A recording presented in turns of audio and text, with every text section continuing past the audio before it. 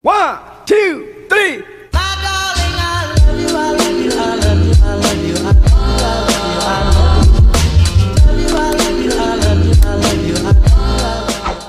Hai semua, perkenalkan nama saya Siti Rahma Yulia dari Universitas Pamulang, jurusan Sastra Indonesia. Di sini saya akan membacakan cerpen yang berjudul Kupu-Kupu di Pusara Ibu karya Fanny J. Priok, Kompas 27 September 2020.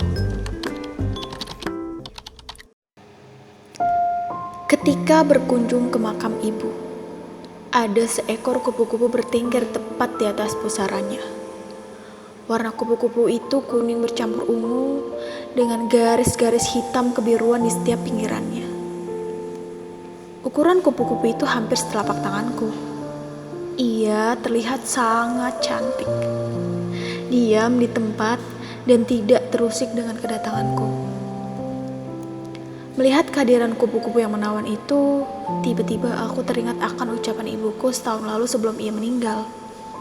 Katanya, jika kau menemui kupu-kupu di pusara ibu, jangan kau usir. Biarkan dia bertengger di sana sebab itu adalah aku. Sesungguhnya, ketika aku mendengar ucapan ibu, aku hanya menganggapnya sebagai perkataan orang tua yang terbang melayang kemana-mana. Kata-katanya seperti hayalan manusia usia lanjut yang tengah merasakan ketidaknyamanan di tubuh rentannya. Kala itu, ibu sedang menderita rasa sakit karena penyakit diabetes. Ucapan tentang kupu-kupu dikatakannya hampir setiap minggu. Ingat ya nak, biarkan kupu-kupu berterbangan di makam ibu nanti. Itu ibu. Ibu sedang menunggu kalian datang menengok ibu. Jangan kalian usir, katanya dengan suara pirau. Beberapa bulan kemudian, ibu tiada.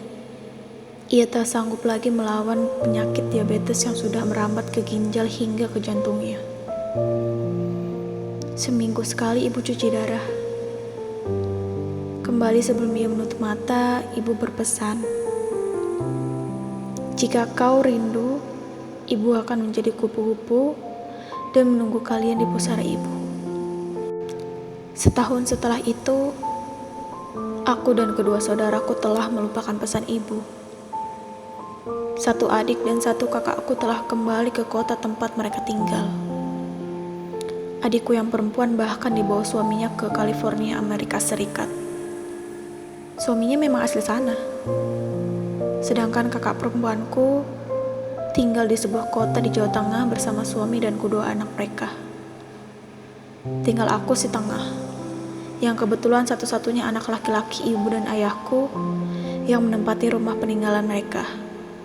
Di usiaku yang ke-30 tahun, aku memilih untuk tidak menikah. Pekerjaanku di sebuah jasa tabungan uang virtual yang mengharuskan aku menatap komputer sejak pukul 9 pagi hingga 12 malam, membuat aku kehilangan ruang untuk bersosialisasi. Teman-temanku menjauh satu persatu. Mereka menduga aku telah direnggut oleh cengkraman kapitalis hingga ke titik yang paling dasar. Mereka beranggapan aku seperti zombie yang berjalan sesuai kendali tanpa bisa merenggut kebebasan pribadi sebagai manusia merdeka. Aku mengakui hal itu, sekaligus menyadari bahwa diriku telah menjadi manusia yang paling tak berdaya, yang telah dikalahkan oleh situasi. Terlebih lagi, di masa pandemi COVID-19 yang sekarang kian ganas menerjang kekebalan tubuh manusia. Andai ibuku tidak datang ke mimpiku dengan pesan yang masih sama tentang kupu-kupu yang bertengger di batu nisannya, mungkin aku tetap bergelut dengan pekerjaan yang dikatakan teman-temanku benar. Memperkaya sang kapitalis bersama 7 turunannya. Mimpi tentang ibu dan kupu-kupu semalam, aku bagai melihat kemarahan ibu ketika aku tidak membuat PR yang diberikan guruku saat SD.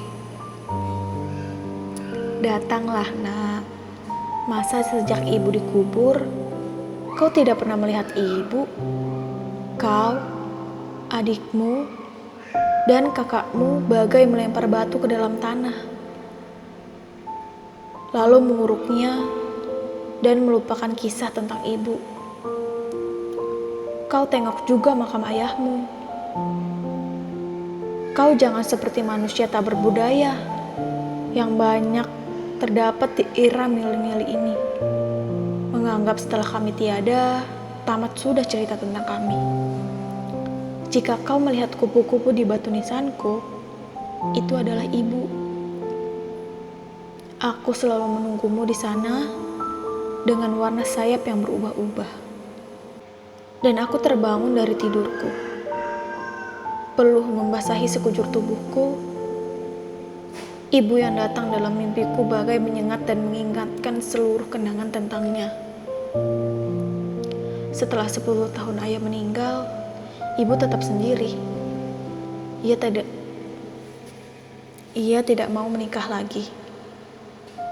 Ayah yang pergi meninggalkan 3 anak tanpa pensiun juga tabungan itu menyerahkan tanggung jawabnya pada perempuan yang kala itu memasuki usia 40 tahun. Kisah perjuangan ibu untuk menyekolahkan dan memberikan kami makan barangkali sama heroiknya dengan kisah para ibu yang ditinggalkan suami tanpa bekal apapun. Ibu selalu bilang kalau ia beruntung ditinggalkan sebuah rumah sederhana seluas 100 meter persegi yang lokasinya di tengah keramaian kota. Dari berdagang kue-kue dan makanan inilah akhirnya kalian bisa tamat kuliah dan memperoleh pekerjaan yang sesuai dengan pendidikan kalian, katanya selalu dengan gurat wajah lelah. Kala itu diabetes keparat mulai meminang dan menggerogoti tubuh ibu. Lalu perempuan yang mulai memasuki usia setengah abad itu menyimpan rasa sakitnya sendirian. Dia tidak mau kami bersedih dan panik apabila melihat dia berjalan sepoyongan dan lelah karena gula darahnya sedang tinggi atau turun. Ibu lelah. Ibu istirahat sejenak ya. Jika ada pembeli, tolong kau layani dulu nak. Kau tahu kan harga-harganya? Semua catatan harga ada di bawah etalase tempat kue-kue itu diletakkan. Katanya, dunia bermain dan ego seorang anak yang membuncah penuh rasa kesal.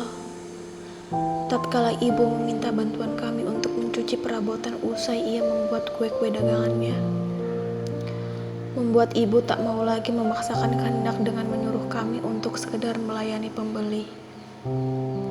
Semua dikerjakan sendiri tanpa keluh juga krenyit di dahi.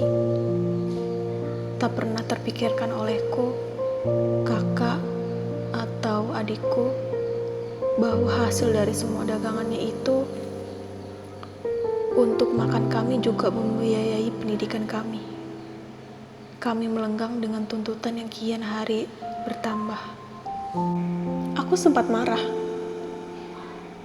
ketika seorang rentenir berdalih bank keliling datang menagih hutang pada ibu. Suara si rentenir yang menggelegar di siang hari yang panas itu membuatku geram. Bukan pada si rentenir, akan tetapi pada ibuku yang duduk diam tak berdaya tatkala si rentenir memakinya sebagai manulat tukang berhutang yang tidak tahu diri. Ibu hanya diam. Dengan air mata yang berlinang di pipinya dengan cepat ia hapus. Ia juga tak bersuara. Tatkala aku ikut memarahinya sembari berkata, kan ibu sudah jualan, ngapain juga ngutang di bank keliling? Isak ibuku ku dengar di malam hari ketika rasa linu di pesedihan kakinya menjalar hingga ke pinggang. Aku tetap diam, menganggapnya itu hanya penyakit tua biasa. Tatkala ia memberikan ampul putih untuk membayar uang semesteran kuliahku, lama baru ku tahu kalau uang itu dipinjam ibu dari rentenir bank keliling. Ia membayar cicilannya dengan susah payah dan air mata yang selalu ia hapus diam-diam ketika makian rentenir membombardir perasaannya. Aku baru tahu ketika ibu tiada dan sang rentenir menuturkan semua kisah tentangnya. Ibumu itu orang yang baik. Dia mempertaruhkan harga dirinya untuk membayar semua utangnya padaku. Uang itu ia gunakan bukan untuk kesenangan pribadinya, tetapi untuk membayar uang semesteran kuliahmu, kata si rentenir bank keliling di pemakaman ibu yang kala itu meninggalkan dunia fana ini. Aku menangis dan menyesali semua yang pernah kulakukan padanya. Tetapi terlambat. Ibu telah tiada. Hari ini, kulihat kupu-kupu telah berubah warna. Ada warna merah jambu berbarut biru muda dengan garis keemasan di setiap pinggirannya. Aku tersentak. Itu warna kesukaan ibuku. Betapa aku ini anak yang tidak tahu diri. Bahkan warna kesukaan ibuku, aku tidak tahu jika si kupu-kupu tidak memperlihatkannya. Terima kasih teman-teman yang sudah mau mendengarkan cerpen monolog ini dengan sukarela. Tetap stay tune. Thanks for watching. Pokoknya jangan bosan-bosan